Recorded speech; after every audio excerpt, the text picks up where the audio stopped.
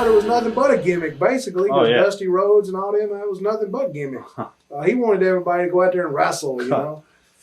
Thoughts on Dusty and memories of your brawls and angles with him in Florida territory? Because they were awesome stuff. Yeah, I had some good stuff with Dusty. I started with him in Mid-South. You know, before that, I had some matches with him in Mid-South, and then that's basically how that came about. After I left Charlotte, I went back to Mid-South again. Like I said, that was my home, basically. I come back there, boom, all the time. So I ended up working with Dusty in Mid-South there. He brought him in for a few shows, some street fights or whatever. And he basically made me the offer, you know, hey, when I say offer, there's no money talk, nothing like, you know, we don't have fancy contracts and things like that. It's just like, hey, would you be interested in coming to Florida and work Florida Championship Wrestling? How's your offer? Right. You know, and I said, well, sure, why not? Heck yeah, Florida, heck yeah. Huh. So that's basically how that came about. And I ended up in Florida Championship Wrestling. And basically the same thing, I go in there, and of course, Dusty's the big baby face in Florida at that particular time. I come in as the big monster. You know, one of my first TV match, I'm in a handicap, Sam Houston and some other kid, and JJ Dillon's my manager. So we worked a match, and I shoot him outside, and JJ, cuts him, for some juice. They pretty deep, so Mike's like pouring, he's just covered in blood, so that was his first match in the business. Wow. Coming there. So, but they made me like the big monster. I had this big fur thing, and a chain and everything. And it just built up, and it finally, I did pretty good down there. I had a good time in Florida. You also had a program with Blackjack Mulligan. Blackjack Mulligan. We had a lot of matches together. Had some good street fights. We had basically any type match you guys. As one time I was in barbed wire match. That was the one match I really hated. Because I'm barbed wire, you can't work with barbed wire. Right. I don't like barbed wire. But he was there. Barry Windham was there. So finally, I'm working Dusty in Lakeland, Florida, and we got like a Texas death match. Falls don't count, but you got to get up by the 10 count. In case people don't know what that is. Texas death match rules. So we have our match back and forth, boom, boom, boom. We split falls 4 or 5 different times, because falls don't count. So you can pin the man 100 times. As long as you're up by a 10 count, right, the match continues. So he's bleeding, and so it's during the match we have, boom, a double knockout, and referees counting, and they videotaping it. I've seen the videotape of it. Humperdinck, waves the troops in, and automatically the people are thinking they're coming to get Dusty. So they all hit the ring, and when they don't even go to Dusty, Dusty's like, when we went head to head, he took the bump to the floor. I'm in the ring. They thinking they come to get Dusty, but they roll in the ring. I got my back, trying to get up and staggering up, and they come in and boom, they blast me. So people are like, oh man, what's this? Good swerve. Yeah, so Ron Bass takes his cowboy boot off. Superstar Billy Graham holds me. He goes to the top and comes off with the boot, and I get the juice then. So I'm laid in the middle of the ring. They put the boots to me for, a minute or so, and then they leave, and Dusty comes back in, finally comes in with a chair swing and runs them all out. I'm laid out, so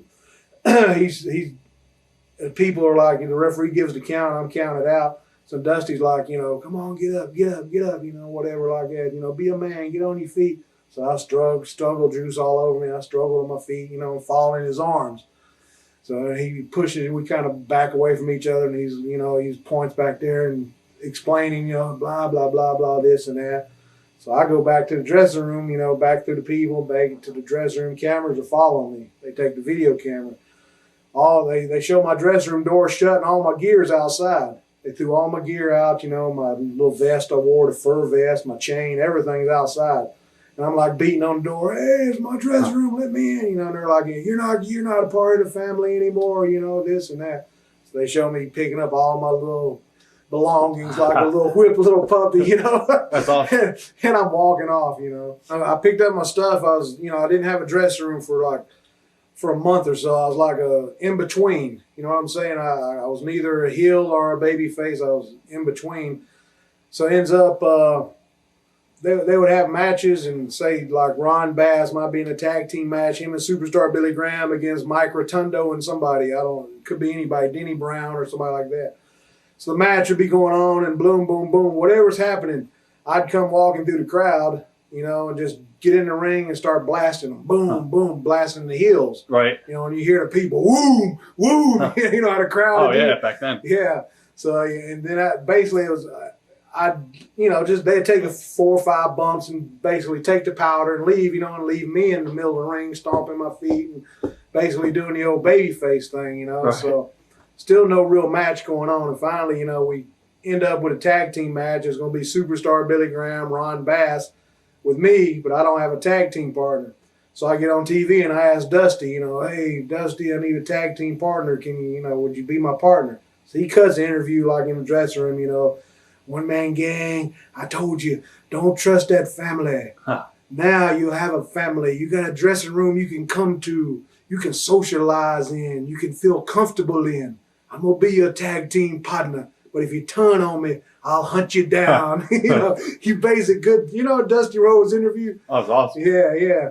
So he cut that interview, and he said, I'll be your partner and all that. So we end up, him and I teaming up, for this match. And it was a sellout crowd, and ended up basically he sold almost the whole match, and crawled through legs, give me the big tag, there's the big boom, boom, boom, just blast everybody, the people are like with the whole woo, woo. It's unbelievable.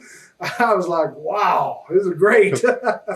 So it ended up being, we did in some spot where he was, Superstar Billy Graham did something off the rope, and I picked Dusty up like a slam. The people, you could hear the people, they went, oh, I thought I was going to turn. Right. I threw Dusty on top of Superstar as he's coming off. He took the body press 1, 2, 3, like that. That's that was awesome. the finish, So Dusty was leaving, going to Charlotte to work for Crockett, as a booker up there.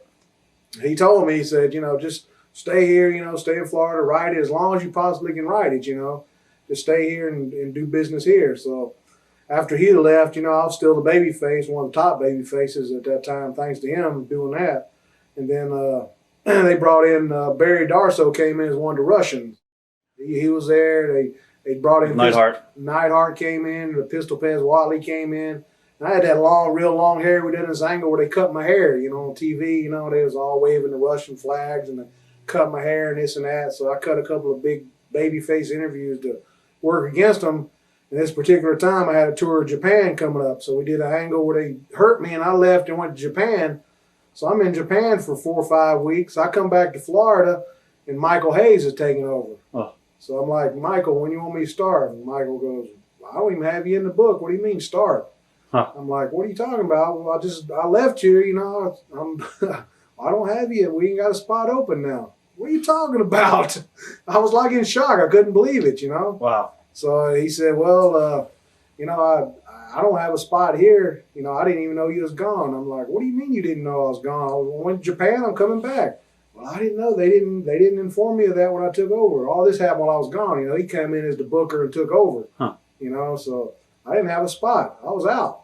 Did you ever call Eddie up or anything? Or no? I was out. And then Michael, really he helped me from that. It was better for me. He says, there's a place in Texas, world-class championship wrestling. They need a big heel right now to go against the Von Erich kids. I didn't even know who they were.